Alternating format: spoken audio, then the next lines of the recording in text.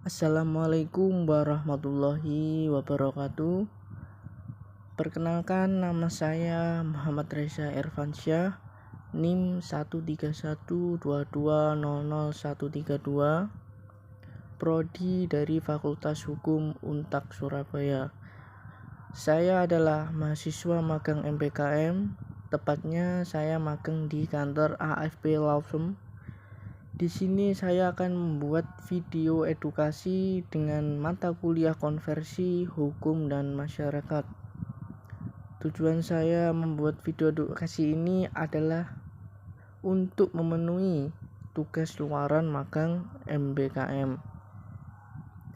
Topik yang akan saya bahas kali ini dengan tema konflik dan integrasi dalam paradigma teori sosial. Apa sih yang dimaksud dengan hukum dan masyarakat? Hukum dan masyarakat adalah suatu kajian yang membahas hubungan timbal balik antara hukum sebagai perangkat aturan yang berlaku dalam kehidupan masyarakat dan masyarakat itu sendiri sebagai lingkungan sosial tempat hukum diterapkan. Dalam konteks ini, hukum tidak hanya dipandang sebagai norma tertulis, tetapi juga sebagai bagian dari dinamika sosial, budaya, dan ekonomi yang berkembang dalam masyarakat. Selanjutnya, teori hubungan antara hukum dan masyarakat. Teori hubungan antara hukum dan masyarakat adalah pendekatan-pendekatan sosiologis yang membantu memahami bagaimana hukum berfungsi dan dipengaruhi oleh dinamika sosial. Beberapa teori utama yang sering digunakan untuk menganalisis hubungan ini adalah diantaranya teori fungsional, teori konflik, dan teori interaksionisme dan simbolik. Yang pertama, teori fungsional. Teori ini menekankan bahwa hukum berfungsi sebagai alat untuk menjaga ketertiban sosial dan keseimbangan dalam masyarakat. Karakteristik utama yang pertama yaitu adalah pendekatan sistem. Maksudnya, masyarakat dilihat sebagai sistem yang saling bergantung, di mana hukum adalah salah satu bagian penting untuk menjaga harmoni. Kemudian yang kedua, hukum sebagai stabilizer. Hukum membantu mengatur perilaku individu agar sesuai dengan norma dan nilai yang diterima masyarakat. Kemudian yang ketiga, konsensus sosial. Hukum dianggap mencerminkan konsensus atau kesepakatan nilai-nilai yang dianut oleh masyarakat. Selanjutnya yaitu teori konflik. Teori ini melihat hukum sebagai alat kekuasaan yang digunakan oleh kelompok dominan untuk mempertahankan kepentingannya dan mengontrol kelompok yang lebih lemah. Karakteristik utamanya yang pertama yaitu hukum sebagai alat kekuasaan. Hukum dibuat dan ditegakkan oleh kelompok yang memiliki kekuasaan untuk melindungi kepentingan mereka. Kemudian yang kedua, ketimpangan sosial. Ada bias dalam hukum yang seringkali memihak kepada kelompok elit atau dominan. Kemudian yang ketiga, perjuangan kelas. Hukum menjadi bagian dari konflik antara kelas sosial yang berbeda seperti yang diuraikan dalam pandangan Marxis. Selanjutnya yaitu teori interaksionisme simbiolik. Teori ini fokus pada bagaimana individu dan kelompok memaknai hukum melalui interaksi sosial dan simbol.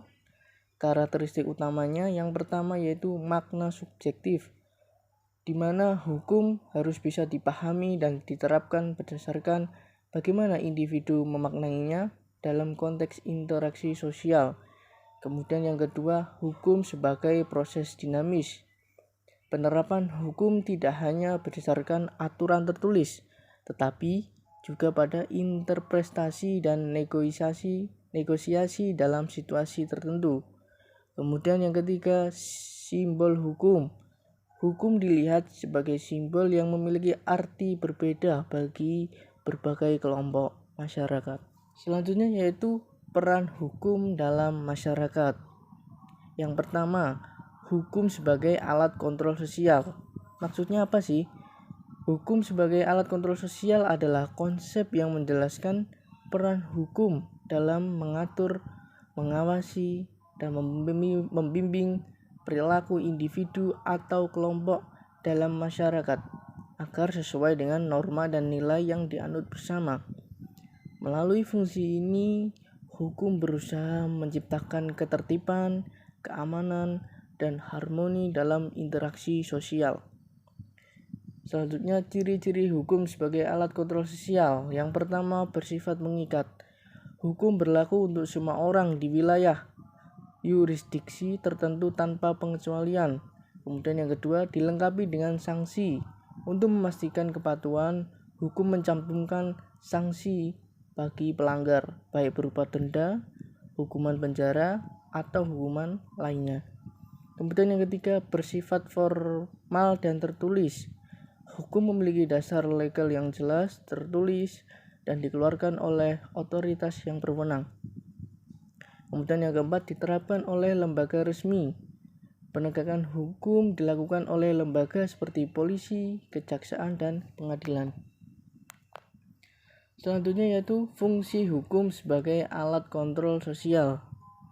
Yang pertama, mengatur perilaku masyarakat, di mana hukum memberikan pedoman tentang perilaku yang diperbolehkan atau dilarang, seperti hukum lalu lintas atau peraturan lingkungan. Contohnya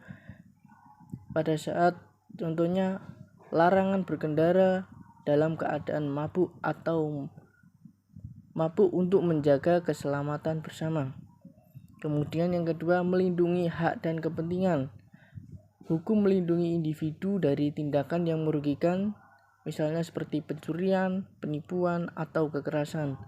Contohnya seperti Undang-Undang Perlindungan Konsumen yang melindungi hak pembeli dari praktik bisnis yang tidak adil. Kemudian yang ketiga, mencegah dan menanggulangi penyimpangan sosial.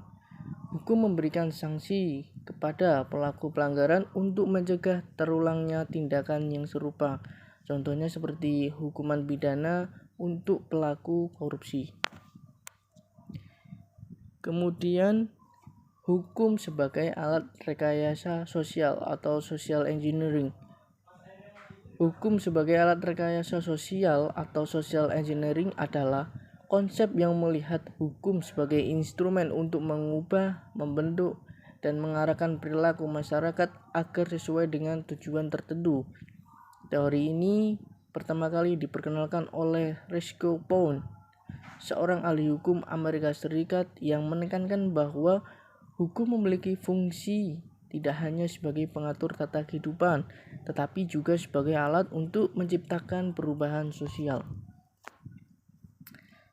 Nah, ini konsep dasar hukum sebagai rekayasa sosial. Yang pertama, peran hukum dalam masyarakat. Hukum berfungsi untuk memelihara keteraturan, melindungi hak, serta menjamin keadilan di tengah masyarakat. Dalam konteks social engineering, hukum bertindak lebih dari itu, yakni sebagai pendorong perubahan menuju kondisi sosial yang lebih baik. Kemudian yang kedua, pendekatan instrumental. Dalam konsep ini, hukum dipandang sebagai alat atau sarana yang dirancang secara sadar oleh pembuat kebijakan untuk melindungi atau mencapai perubahan sosial yang diinginkan. Misalnya, undang-undang tentang pendidikan bertujuan untuk meningkatkan literasi dan pengetahuan masyarakat. Kemudian yang ketiga, kondisi yang memerlukan rekayasa sosial.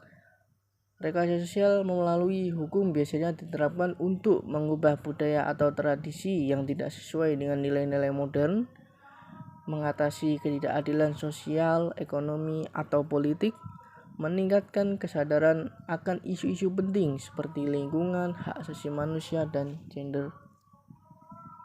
Nah, selanjutnya contoh penerapan hukum sebagai rekayasa sosial. Yang pertama, Undang-Undang tentang Lingkungan Hidup, kebijakan yang mendorong penggunaan energi terbarukan dan pelestarian lingkungan, bertujuan untuk mengubah perilaku masyarakat terhadap penggunaan sumber daya alam. Kemudian yang kedua, hukum anti diskriminasi, peraturan yang melarang diskriminasi berdasarkan gender, ras, atau agama merupakan bentuk rekayasa sosial untuk menciptakan masyarakat yang inklusif dan adil. Kemudian yang ketiga, undang-undang perkawinan. Di Indonesia, perubahan batas usia minimum menikah dalam undang-undang perkawinan bertujuan untuk menekankan angka pernikahan dini dan meningkatkan kesejahteraan generasi muda. Nah, ini salah satu tokoh pencetus pendapat yang mengatakan bahwa masyarakat memiliki dua wajah konflik.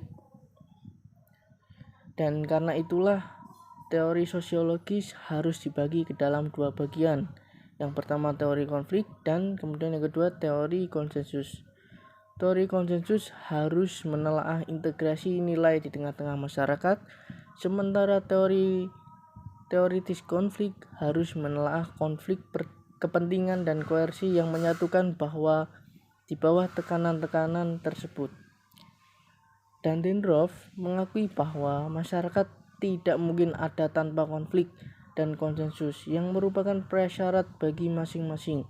Jadi kita tidak mungkin berkonflik kecuali telah terjadi konsensus sebelumnya. Sebagai contoh, ibu rumah tangga di Prancis cenderung tidak berkonflik dengan para pemain catur cicil karena tidak ada kontak antar mereka. Tidak ada integrasi sebelumnya yang menjadi dasar bagi adanya konflik. Sebaliknya, konflik dapat mengarah pada konsensus dan integrasi. Contohnya adalah aliansi antara Amerika Serikat dengan Jepang yang berkembang setelah Perang Dunia Kedua. Nah, Dahrendorf juga membedakan 3 tipe besar kelompok, yaitu yang pertama kelompok semu, yaitu sekumpulan orang yang menduduki posisi dengan kepentingan peran yang identik. Kemudian yang kedua, kelompok kepentingan, kelompok yang menurut pengertian sosiologi dan mereka adalah agen sesungguhnya dari konflik kelompok. Mereka memiliki struktur, bentuk organisasi, program atau tujuan personel anggota. Kemudian yang ketiga, kelompok konflik. Kelompok yang benar-benar terlibat dalam konflik kelompok muncul dari sekian banyak kelompok kepentingan tersebut. Selanjutnya, unsur-unsur yang dapat mempertajam konflik.